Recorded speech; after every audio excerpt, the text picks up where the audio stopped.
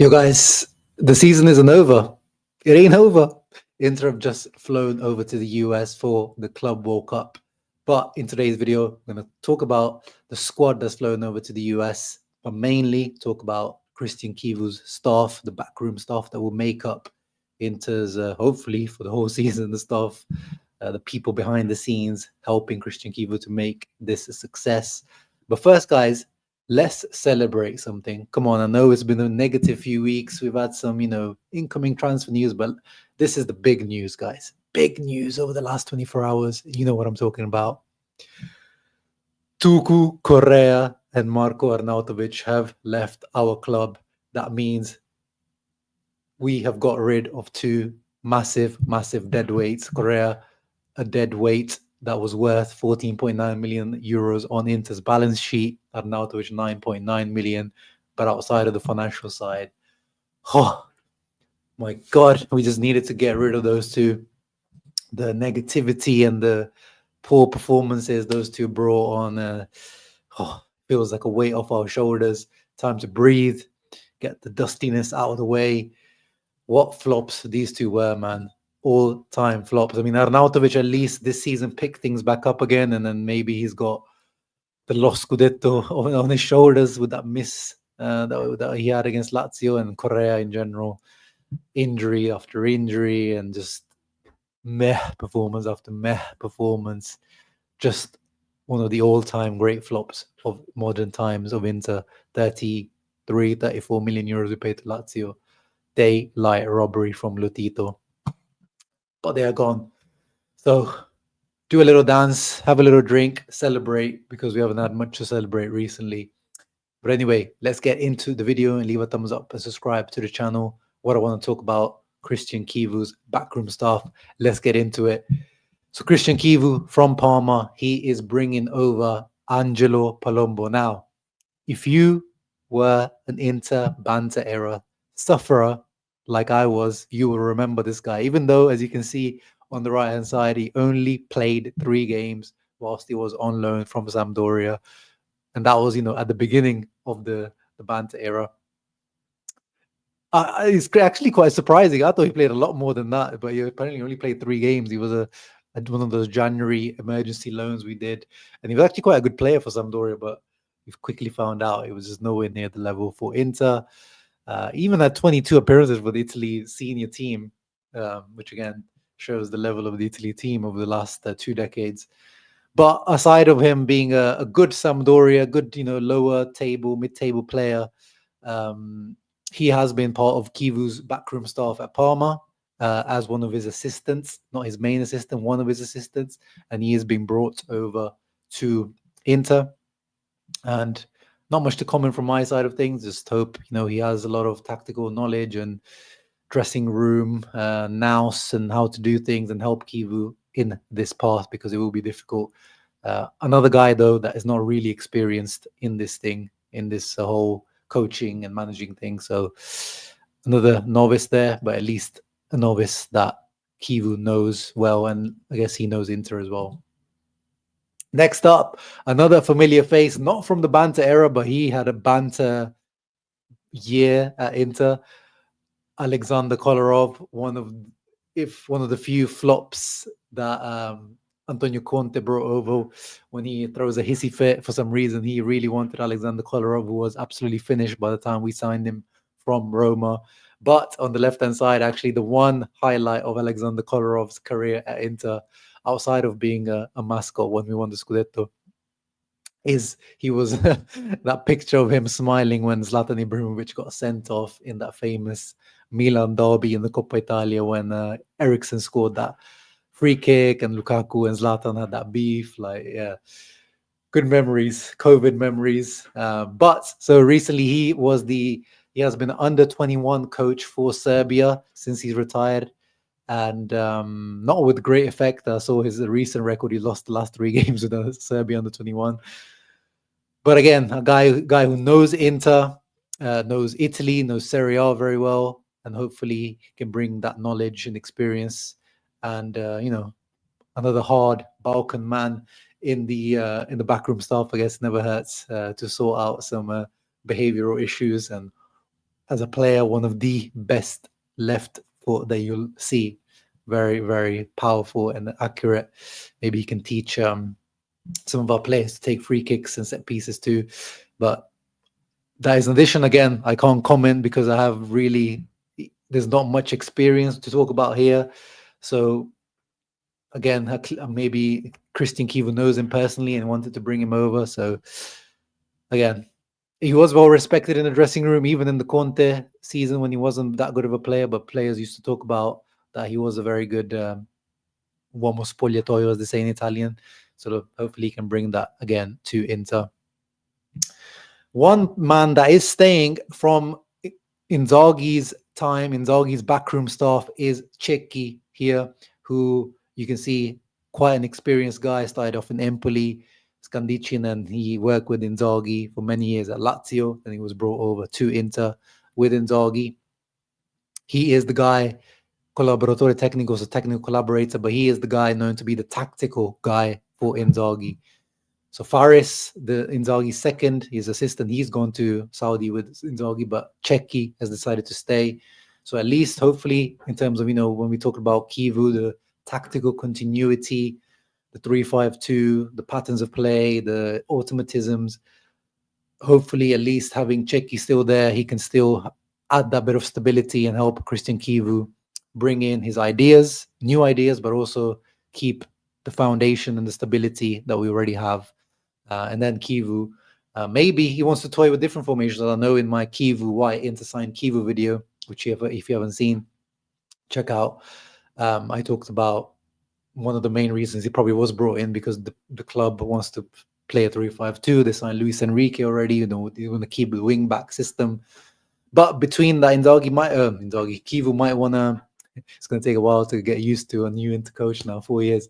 Chivu might want to use a different formation, which finally Inzaghi started to do in the last few weeks of this season, didn't he? The 3-4-2-1 with Zalewski and Correa behind the striker, or Lautaro behind Thuram. So yeah, at least in terms of there is some continuity. It's not a complete clean break from the Inzaghi backroom staff. I think that's a good thing. Another return, but this is not from Inzaghi. This is going all the way back to our treble era. So another treble connection here alongside Chivu is Stefano Rapetti, the guy pictured on the right who's being hugged very lovingly by Mourinho there. He started his career as an under-19 fitness trainer at Inter, then got promoted with Mourinho, then stayed a few years after that as well in our banter era, so I don't know if that's a good thing. Then he's gone to Empoli, Sampdoria, Man United, I'm guessing under Mourinho, Milan for a very short period, then Torino for a year, and then he was at Roma with Mourinho, and then now recently, since July 2024, he's been at Fenerbahce, but as a scienziato, so a sports scientist. But according to the reports, we are bringing him back as a fitness coach once again. So another throwback. Again, I can't really comment. So, but at least here we can say very experienced. Mourinho trusts him. A lot of big clubs have trusted him over the years. He was there in our treble-winning season. So hopefully he is a great guy to bring alongside, and which also means the end of Fabio Rippert, Inzaghi's in the thumbnail. The person you see on the right of the thumbnail is Fabio Rippert, who was Inzaghi's fitness trainer over the past 4 years. Now we can say, we're judging his work in terms of getting to a real peak fitness level, to get into running well. I know we are a slightly older team and not a really super athletic team, but this season, was there any point really where you felt Inter were at their peak physical fitness shape? Not really. They definitely got the pre-season training and preparation wrong this year. I think in previous years, especially the Scudetto year, I think Ripper and his team did very well in terms of injury management, prevention.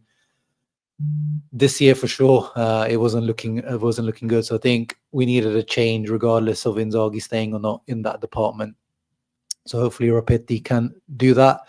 And another one who's staying from Inzaghi's time, who's not really linked to Inzaghi, this guy Spinelli. He is the goalkeeper coach, and Donnarumma said that for him, Spinelli is the best goalkeeper coach in the world.